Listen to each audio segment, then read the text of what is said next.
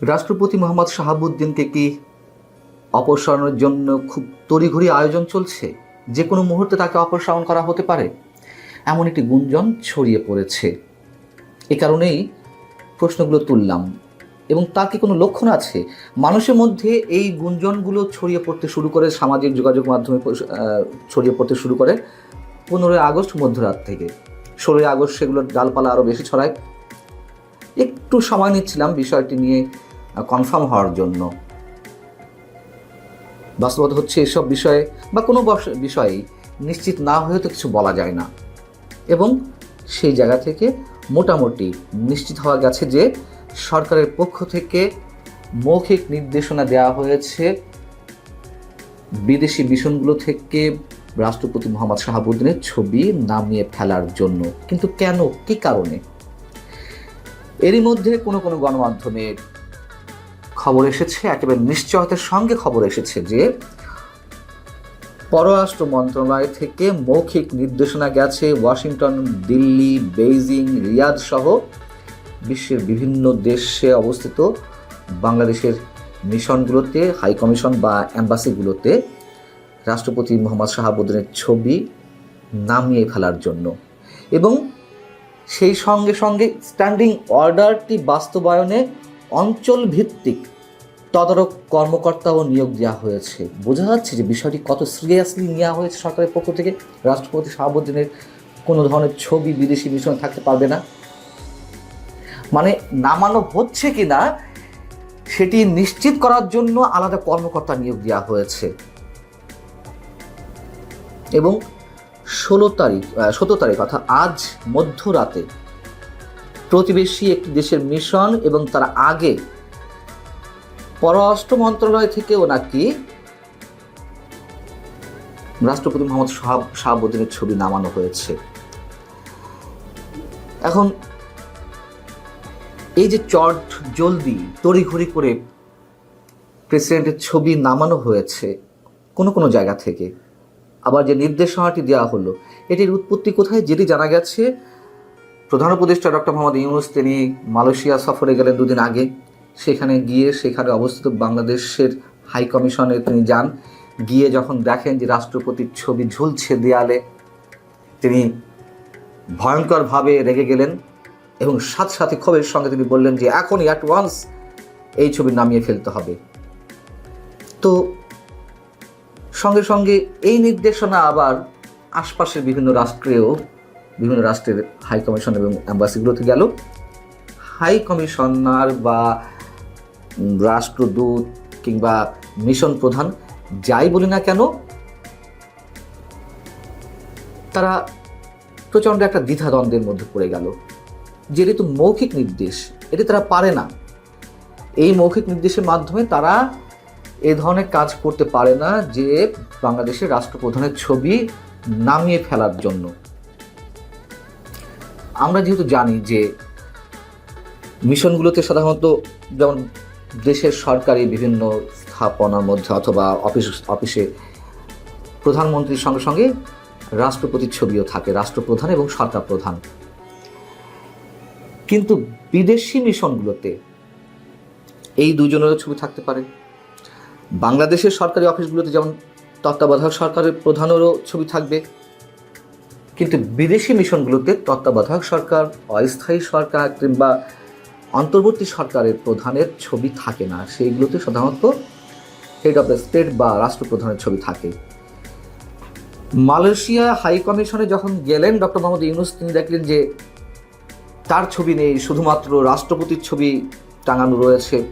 তার ক্ষোভটা কি ওইখান থেকেই শুরু হলো, নাকি এর মধ্যে অন্য কিছু রয়েছে? এবং তার এই নির্দেশনার পর আমরা যেটা জানতে পারলাম যে যেহেতু মিশন প্রধানরা একটা বিব্রতকর অবস্থায় পড়ে গেলেন, তারা করলেন কি, সে একটি মিশনে 2 থেকে 3টি রুমে থাকে, রিসিপশনে থাকে, হেড অফ দ্য মিশন বা হাই কমিশন বা অ্যাম্বাসির রুমে থাকে। তারা একটি একটি করে ছবি রেখে দিলেন রাষ্ট্রপতির কোনো এক জায়গায়, আর তাদের নিজের রুম সহ অন্য অন্য জায়গা থেকে ছবিগুলো নামিয়ে ফেললেন। যদি কেউ চ্যালেঞ্জ করে তাহলে তারা অন্য রুমের ছবি হয়তো সাথে সাথে দেখিয়ে বলতে পারবে যে না, তার ছবিটা আছে। এরকম একটা ভয়ঙ্কর বিব্রতকর অবস্থার মধ্যে পড়ে গেলেন তারা।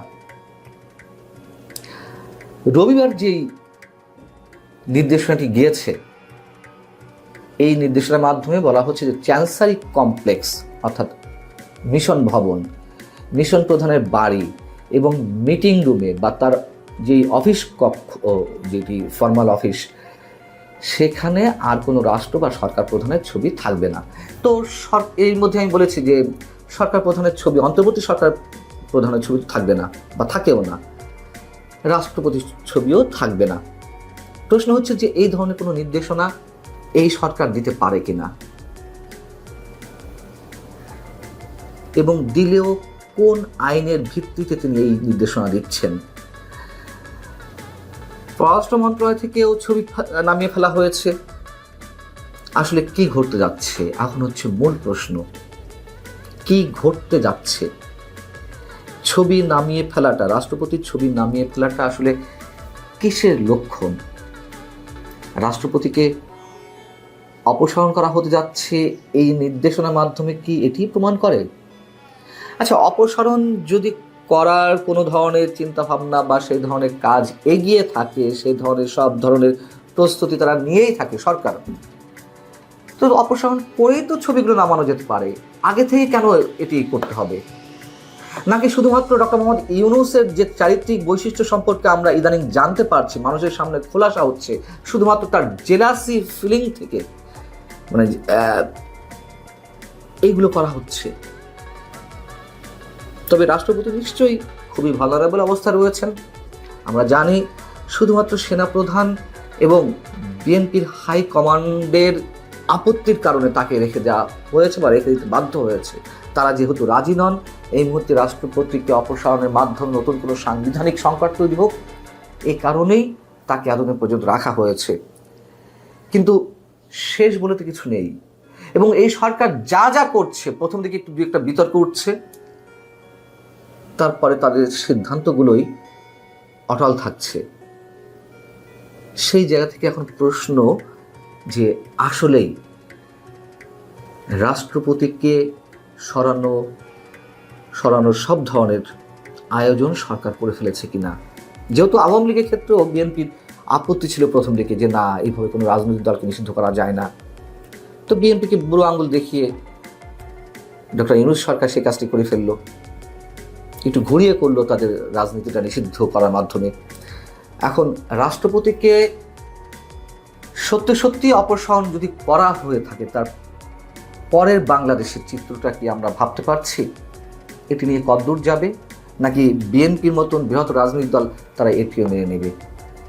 এবং সেই সঙ্গে সঙ্গে অবশ্যই সেনাবাহিনী বা সেনা প্রধানের প্রশ্নটিও চলে আসে, তারা বিষয়টি কীভাবে নিবে, এবং এইসব বিষয় আসলে কোত্থেকে কলকাঠি নাড়া হচ্ছে।